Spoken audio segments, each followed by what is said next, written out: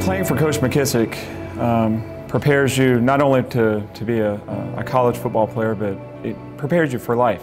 Because you know, he tries to teach a lot of life lessons. Get knocked down in football, you're gonna get knocked down in life.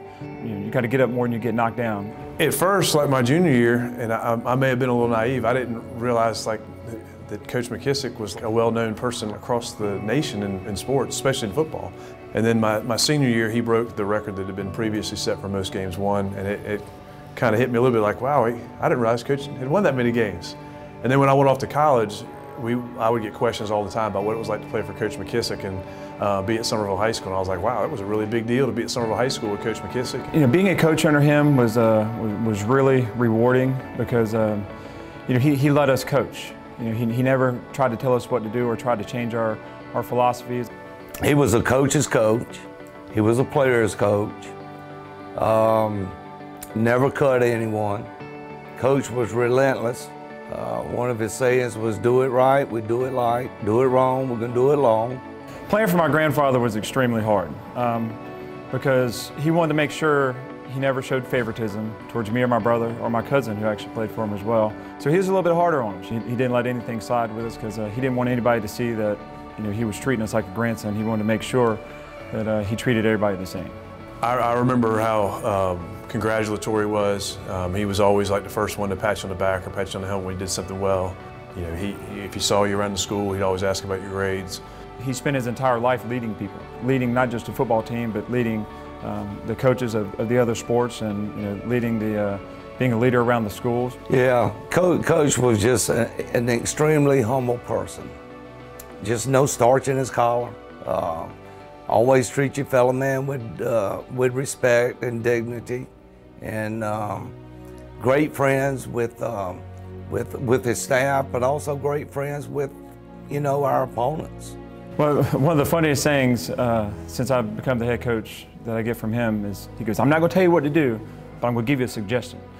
I'm proud that I can carry on the traditions that he created through 63 years. So it's an honor for me to be on that sideline, knowing that he's up there watching. At the end of the day, Coach is what Summerville's all about. How the community still is, where it looks out for each other. And that's really byproduct of Coach McKissick. One of the best family memories I have are those late night Friday nights after games. He'd put us in the car, we'd drive to the beach, and then he'd spend all day with my brother and I on Saturday. Looking at it from a coach's perspective now, as a head coach, and how busy that we are and how all the preparation that goes in it really amazes me how he would take the time during football season to kind of step away.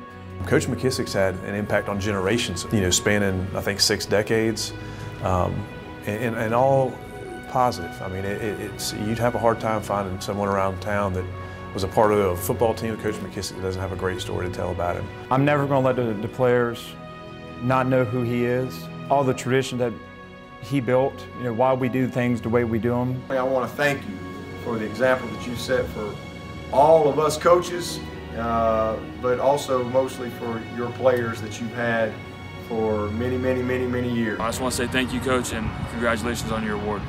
I, along with many other players that have played for the Summerville Green Waves under your leadership, wish to thank you for the life lessons you provided and the investments made in us that built champions on and off the field.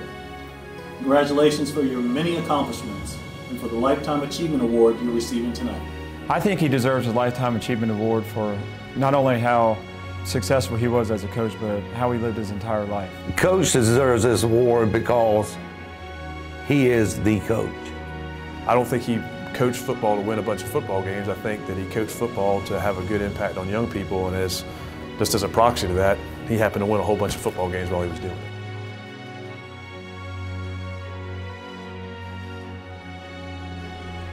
You know, I've always heard, and my mom and daddy told me this when I was growing up, said, son, if you live right, work hard, and do what you're supposed to do, then good things will happen to you. and I've tried to do that all my life. Thank you again, and I appreciate this honor.